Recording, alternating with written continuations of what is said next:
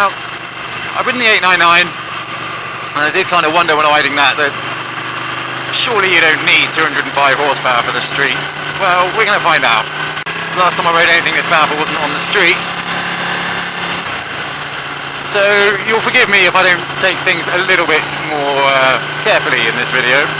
This is the S model, sorry, so this is the one with all the electronic suspension gubbins. Right now I'm running in sport mode. We will put it in race at some point.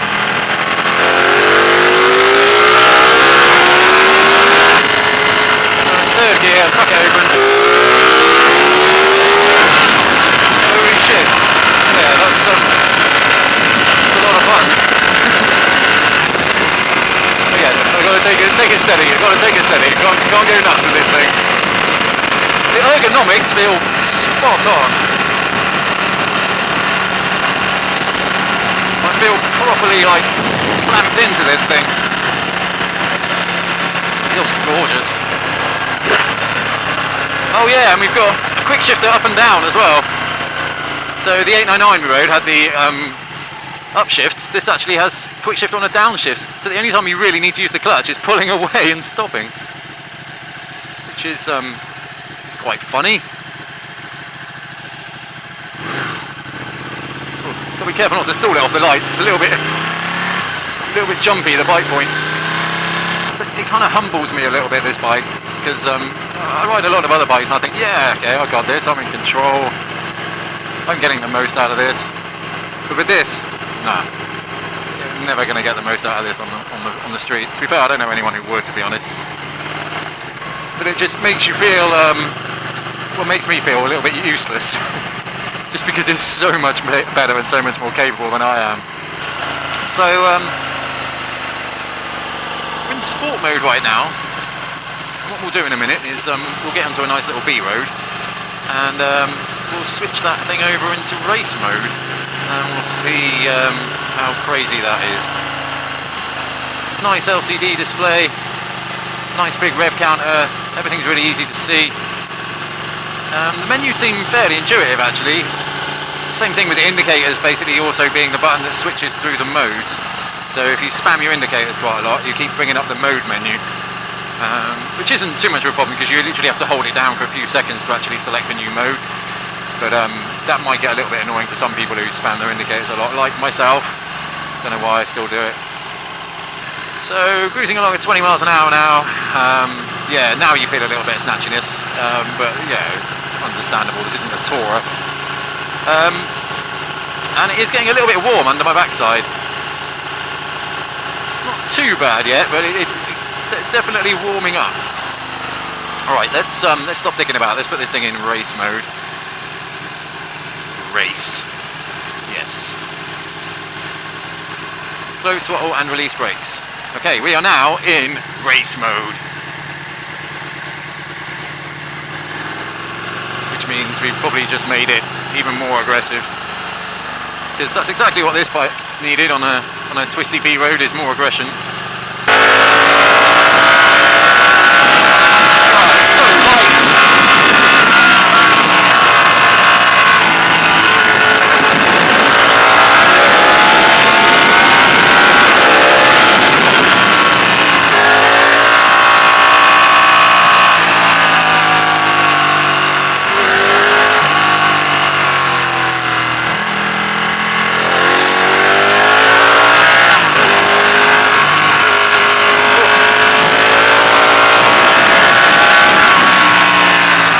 Compared to the 899, it doesn't feel as plush. It feels a lot stiffer and a lot harder in this race mode.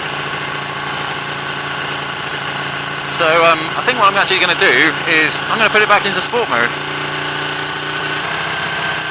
It's a very noisy bike, this. It's not a very relaxing bike to ride, but then that's not the point. I mean, this is just pure excitement, pure adrenaline.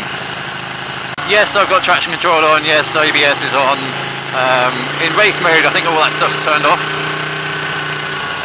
Or at least limited. Again, it's all fully customizable though, so it's not just you have 3 modes, you have 3 this. It's you can fully change all the settings to how you want. Like with the anti-wheelie and stuff, you can set the angles, you can have, you know, different levels of traction control in different modes. It's really kind of customizable.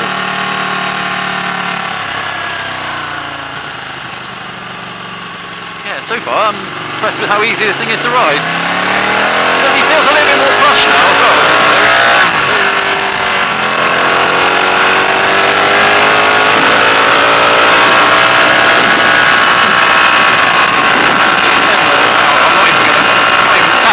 Potential of this.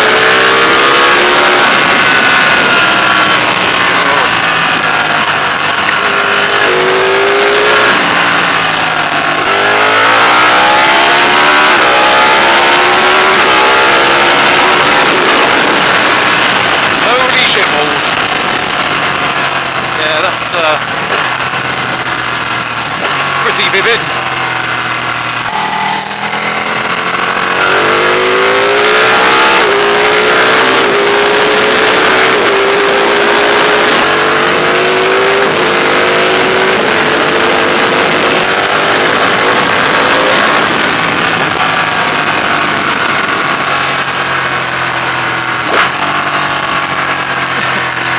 Using the fucking clutch to change gears, you don't need to.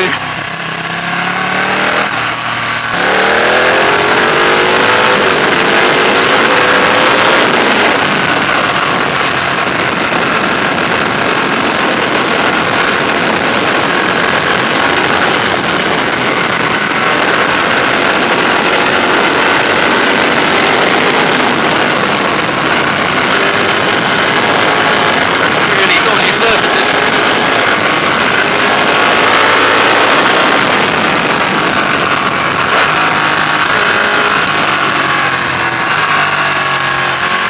So easy to ride.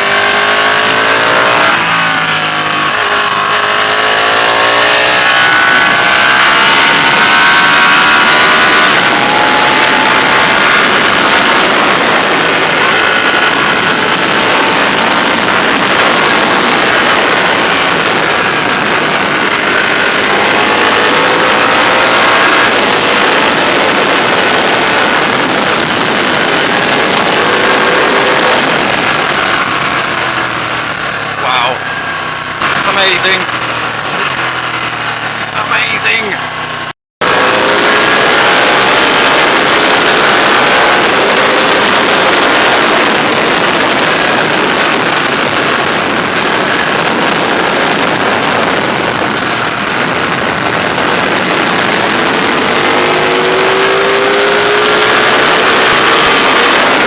So yeah, right now we're doing 50 miles an hour. Third gear, fourth gear, about 3,000 revs. It's fine, perfectly rideable, no snatchiness. The seat is very hard and very narrow. But, you know, for a sport bike, it's fine. Ergonomically, it's actually very comfortable for a sport bike. Certainly not as extreme as some other bikes I've ridden. Until you do this.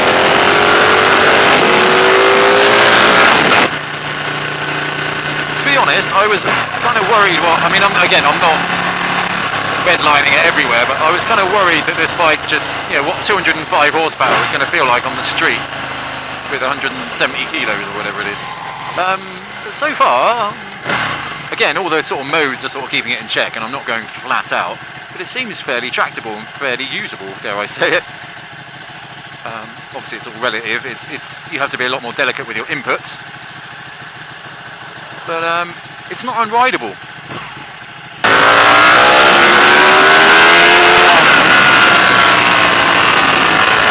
Ridiculous.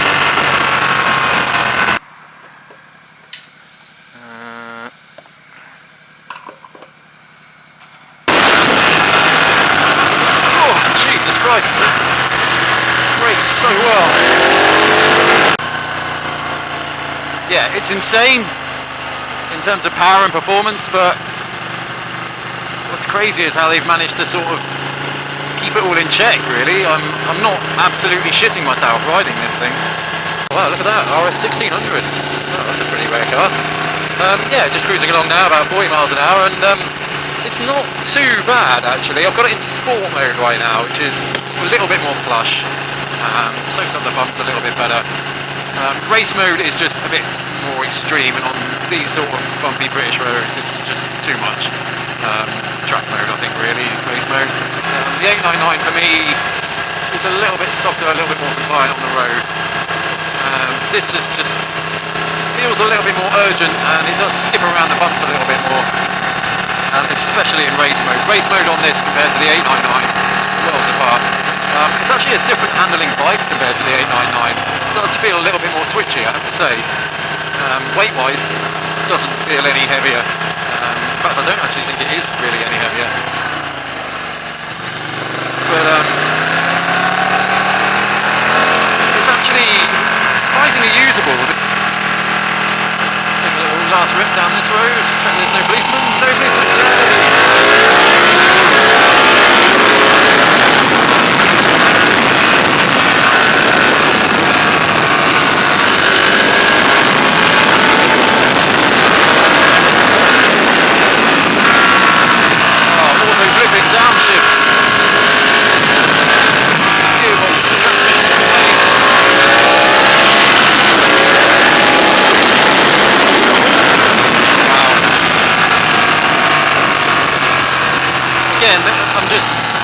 Barely scratching the surface of what this bike can do on the street, but it's still pretty sexual, and it's just something nice knowing that you've got all that power, and even if you can never use it, it's just nice having that knowledge that, you know, one day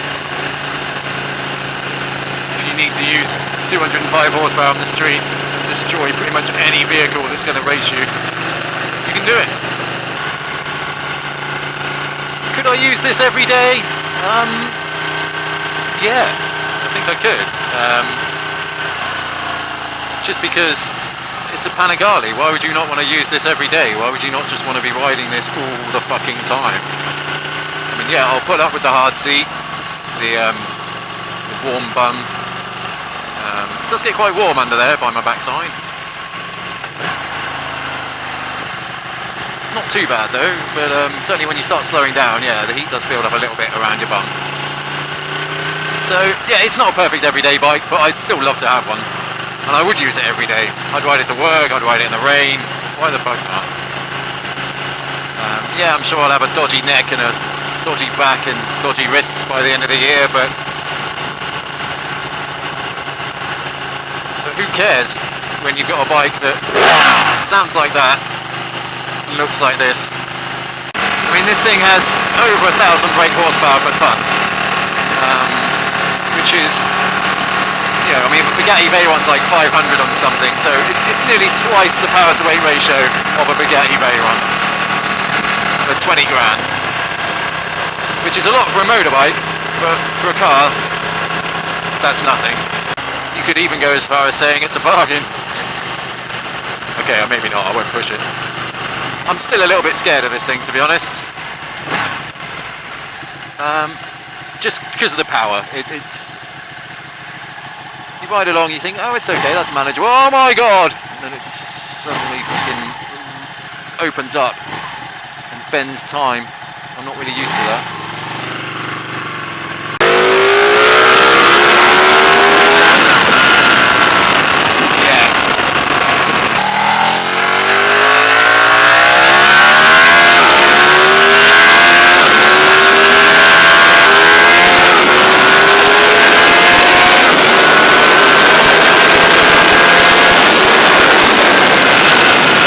Crazy amount of power to have on the street, but it's a lot of fun, and it's actually manageable and fairly usable, so I kind of take it back. Yeah, you can have this sort of power on the street and it is doable, and you can still have a lot of fun with it, and there's a different level of fun to be had in just keeping all that power and that performance in check. I think, yeah, it's if you're a more experienced rider, you'll probably get a little bit more out of it, I think. If you're slightly less experienced, I think you'll probably find the 899 a lot easier and a bit more fun to ride. Well, another fun day on the Panigale. What a bike.